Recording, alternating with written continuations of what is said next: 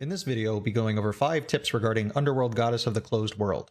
Welcome to the Legacy Crusaders YouTube channel. My name is Benji, and this is Underworld Goddess of the Closed World. It is a Link 5 light fiend monster with 3000 attack. Its link requirement is 4+ effect monsters, and its best feature that most players seem to like is that you can also use one monster your opponent controls as material to link summon this card.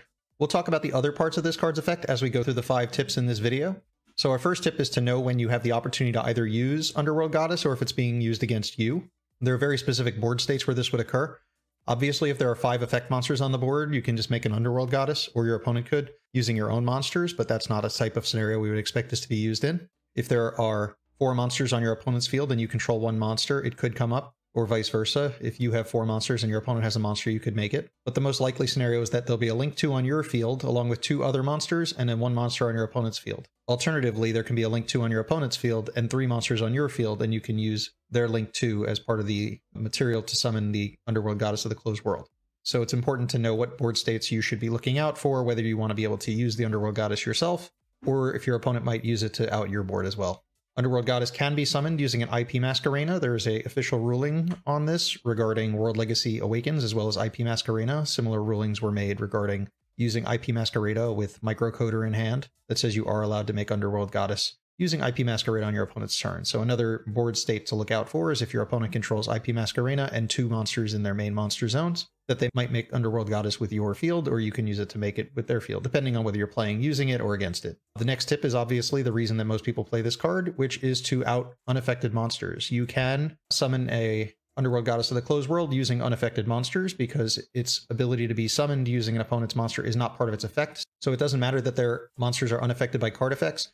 If their monsters were unaffected by card effects, you actually couldn't link summon using something like Unchained Soul of Rage or Disaster because those are effects, whereas the summoning condition of the Underworld Goddess is not an effect. So it's good for outing something that's unaffected, such as Raid Raptor Ultimate Falcon and the Arrival Cyvers Adignister. Personally, I play Underworld Goddess because I'm always afraid of the Arrival Cyvers, because if it comes out at 6000 attack, it's very difficult to get over. I mean, the Arrival Cyvers can be easily outed in battle as long as you can make a monster bigger than it, but it's very difficult without an access code talker and another link for to make a 6000 access code talker. Underworld Goddess of the Closed World is unaffected by the activated effects of cards that do not target it.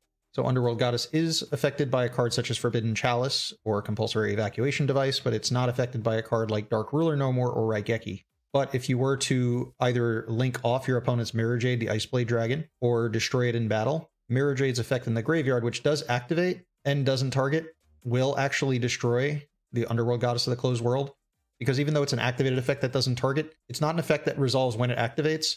So when it resolves, that's actually not an activated effect. That's a resolving effect. So it would be destroyed by the effect of Mirror Jade in the end phase, similar to how it's been ruled on Psychic End Punisher. So one of the ways people deal with Psychic End Punisher is the end phase effect of Mirror Jade, the Iceblade Dragon. Also worth noting is that if you summon Underworld Goddess of the Closed World using your opponent's Mirror Jade, this will allow Mirror Jade to be triggered. Its effect to destroy all monsters if it's fusion summoned when it leaves the field by an opponent's card does include being linked off for the summon of an opponent's link monster, as that is an opponent's card, even though it is not a card effect. Underworld Goddess has another effect that says once per turn, when your opponent would activate a card that would special summon a monster or monsters from the graveyard, you can negate the activation.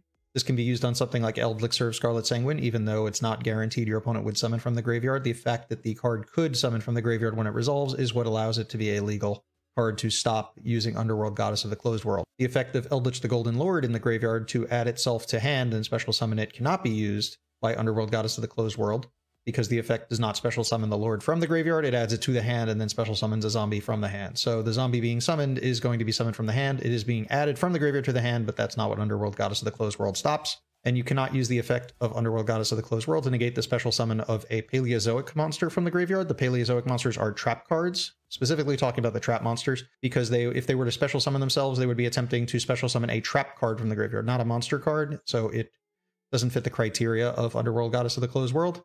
And the last thing, you can use Underworld Goddess of the Closed World to negate the activation of World Legacy Secrets if they say they are going to special summon a card when they activate the card, because Secrets actually targets a monster in the graveyard and then special summons it. It's also an optional choice, so if they choose to activate World Legacy Secrets but do not target a monster to special summon it, you actually cannot use Underworld Goddess of the Closed World. Similar to how you can't use a Ghost Bell on a El Shadal Schism if they were to activate it to flip it face up, but not use the effect of Fusion Summon.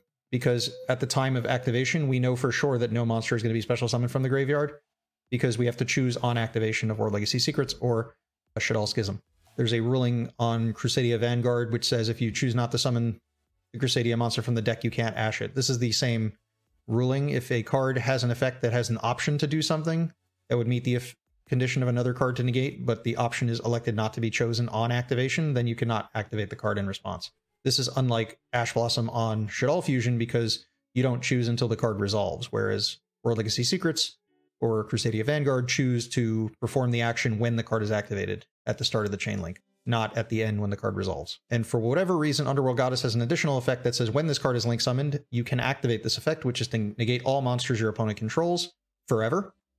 Something to note is if your opponent already has a negated monster, Underworld Goddess's effect will not affect that monster, and it can't even be activated if all their monsters are negated. So if you've already Dark Rulered your opponent's board and then you made Underworld Goddess, you can't even activate the effect if they have no monsters that aren't negated. The only effect of that card is to negate a card, so it can't be activated if there's no monsters to negate, and if it does negate monsters, it can only negate monsters. It can't negate monsters that are already negated. There are a few cards in the game where you can activate their effects, and they will negate a monster even though it's already negated, and that's important to know, and it's because these cards tend to do more than one thing. Like Forbidden Droplet halves an attack of a monster and also negates its effects till the end of the turn, so this can be used in addition to a monster that's already negated, but you couldn't use something like Infinite Impermanence because its only effect is negated a monster. And I know a lot of people say it also negates a spell or a trap card, but it only negates a spell or trap card if it negates the monster, so it needs to negate a monster to do that, and it can't negate a monster that's already negated. Other cards that do that would be like Lost Wind, which halves a monster's attack and negates its effects. Those are cards that can be used in addition to already being negated, but you can't activate Underworld Goddess on a card that's already negated. And if you did activate it on your opponent's other monsters, the monster that was already negated will not be affected by Underworld Goddess. So even though Underworld Goddess's effect to negate something is more permanent, if a monster was already negated by something, it only lasts till the end of the turn, the monster will no longer be negated by the next turn.